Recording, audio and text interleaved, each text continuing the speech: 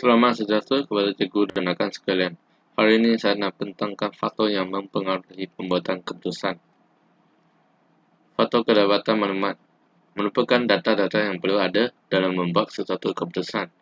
Maklumat boleh diperoleh daripada sumber dalaman dan sumber luaran. Yang pertama, kaedah mendapat maklumat. Cara untuk mendapat maklumat diperlukan dalam pembuatan keputusan. Kaedah mendapat maklumat hendaklah jelas dan sumber yang sahih. Yang kedua, tempoh masa mendapat maklumat. Jangka masa panjang dan jangka masa pendek untuk mengutip data. Tempoh masa yang panjang membolehkan pengurus mendapat maklumat lebih banyak dan sebaliknya. Yang ketiga, jumlah maklumat diperoleh. Merujuk kepada kuantiti maklumat yang telah dikutip, banyak maklumat yang diperoleh, maka keputusan yang dibuat lebih tepat. Yang keempat, kualiti maklumat. Merujuk kepada mutu dan maklumat yang ada bersesuaian dengan situasi pembuatan keputusan yang diambil. Kualiti maklumat diukur dari sudut sumber yang sahih, boleh diukur dan diterima.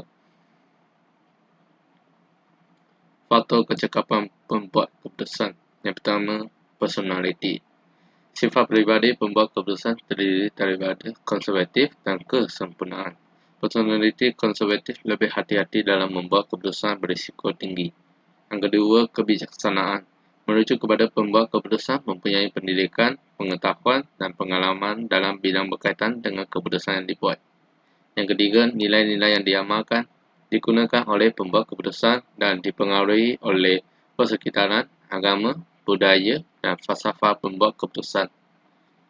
Yang keempat, intuisi. Gerak hati pembuat keputusan ialah pertimbangan yang diambil oleh pembuat keputusan.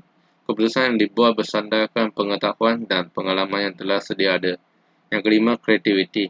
Menggunakan idea baharu dalam membuat keputusan oleh pembuat keputusan. Mendapat idea baharu daripada berbagai sumber seperti perbincangan kumpulan. Yang keenam, kemahiran. Keupayaan dan kebolehan pembuat keputusan dalam membuat keputusan dalam sesuatu bidang. Menyumbangkan terhadap pembuat keputusan yang berkualiti dan keputusan dengan kadar segera dapat dibuat. Yang terakhir, faktor situasi pembuatan keputusan. Merupakan maklumat yang dimiliki dan hasil yang ditetapkan boleh mewujudkan faktor situasi pembuatan keputusan. Yang pertama, kepastian. Maklumat yang jelas ialah maklumat boleh diperoleh dengan lengkap dan tepat. Hasil yang jelas merujuk kepada keadaan persekitaran yang stabil, membolehkan sasaran ditetapkan dapat dicapai dengan sepenuhnya. Yang kedua, risiko. Maklumat yang jelas ialah maklumat boleh diperoleh dengan lengkap dan tepat. Hasil yang tidak jelas merujuk kepada keadaan persekitaran yang dinamik dan sukar dijangka, menyebabkan kebarangkalian kegagalan pencapaian adalah tinggi. Yang ketiga, ketidakpastian.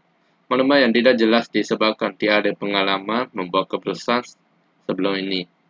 Merupakan masalah yang unik dan andaian dibuat berdasarkan kreativiti dan pertimbangan.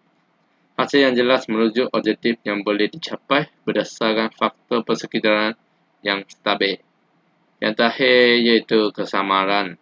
Maklumat yang tidak jelas disebabkan tiada pengalaman membuat keputusan, dengan itu tidak boleh membentuk alternatif tindakan. Hasil yang dijelaskan merujuk keadaan persekitaran yang dinamik dan sukar dijangka serta masalah yang dihadapi sukar difahami. Sekian, terima kasih.